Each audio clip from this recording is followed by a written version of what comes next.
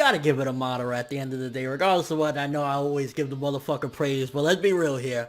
He pretty much at the end of this episode is seemingly accomplishing his goal.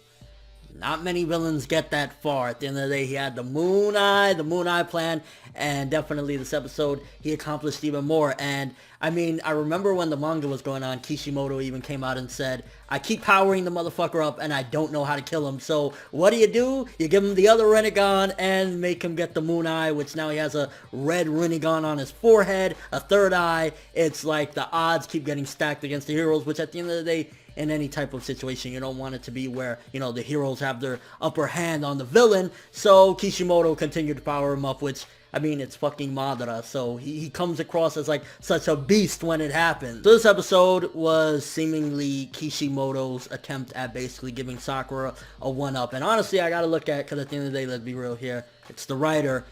Sakura gets to power up in this episode, which I'm like, you know what? The way the anime, and again, it's been a little bit since I've read the manga and these particular portions of it, it's looking like Sakura's actually looking like a beast. And I'm like, oh, when I get into my review, I'm definitely going to give her praise. And granted, I will give praise at the fact that, you know, even though it was kind of out of nowhere, but she had the gem that was giving her the chakra, and ultimately she got another power-up. But then shortly after, it almost diminishes the accolades of what Sakura just, you know, once again, rising to the occasion, so to speak, only to, within 5 seconds, Madara stabbing through her and owning the fuck out of her.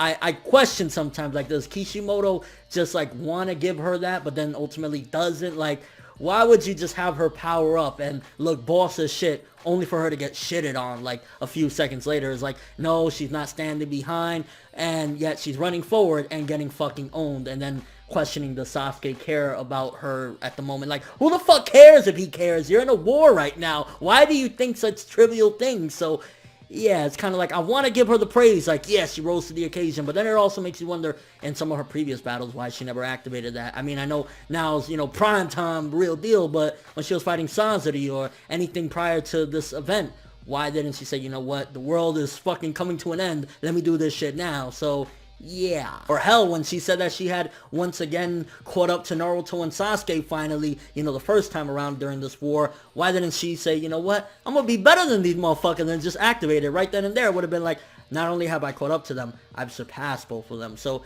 just a, you know, food for thought there. And I mean, this episode was just like, Madara Shippuden, motherfucker, 2 Renegans, Chibaku Tensei on that bitch, fucking starting an earthquake, has 4 fucking Limbo clones working for him. And at the same time, the Moon Eye plan, honestly, just, it was giving the villain everything you could possibly give him to make it so that last episode it was kind of even, Naruto and Sasuke versus Madara.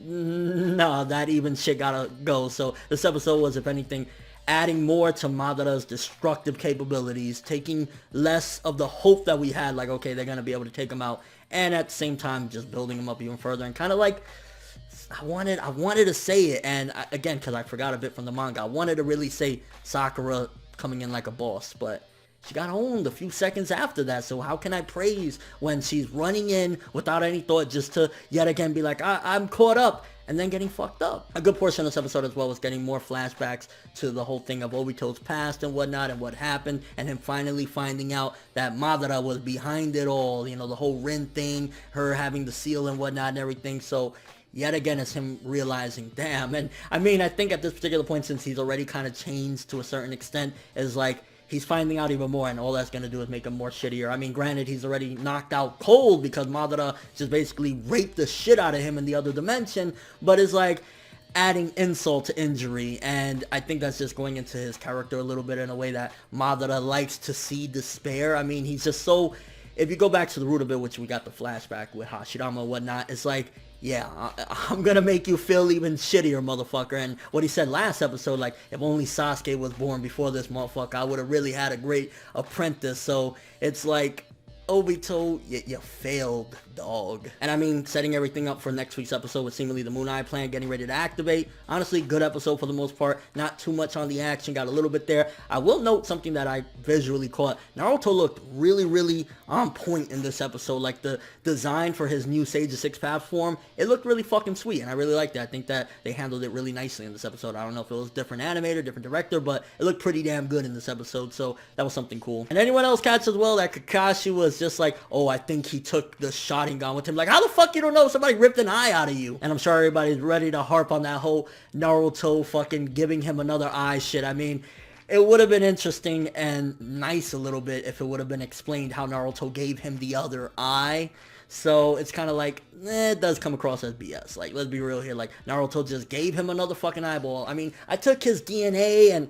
Come on, dog. Like, what? Explain something? Yeah, still a good episode for the most part. I mean, Madara Shippuden, baby. Giving this one maybe 7.5 for this one. A lot of good build-up and setup, and I want to praise. I want to give praise when praise is due, but Sakura Haruno. Ugh. Let me know what you thought of this episode. What do you think about Madara? Do you think the Moon Eye Planet's going to activate and everyone's going to go to fucking Shitsville? I mean, let's be real here. It's Naruto Shippuden at the end of the day, so yeah. And what do you think about the Sakura moment? Again, you gotta go back to, at the end of the day, it's the mangaka that is setting up for her to have an epic moment only to rob it seconds later. And the flashbacks, I mean, there was a couple different moments. First of all, the whole Obito stuff, and then Kakashi reminiscing on Team 7, where they were to who they are now. The Kakashi stuff, it kind of made a little more sense because it was just like, damn, you know, seeing them together again, it's heartwarming and nostalgic for us. Obito stuff, it was kind of like, yeah, we get it. I mean, you got played, bro. Just accept it. You know, we're thoughts of the episode. Can't wait for next week. Madara yet again going in. But then after that, it's Fillerville. So, yeah. But that's all I have for this review. Thanks for watching. Hope you enjoyed. If you liked anything I had to say or enjoyed the video, drop me a like. I'd greatly appreciate it. And if you haven't subscribed, if you could do so as well, that'd be amazing. I'm ForneverWorld. And as always, people, have an awesome day.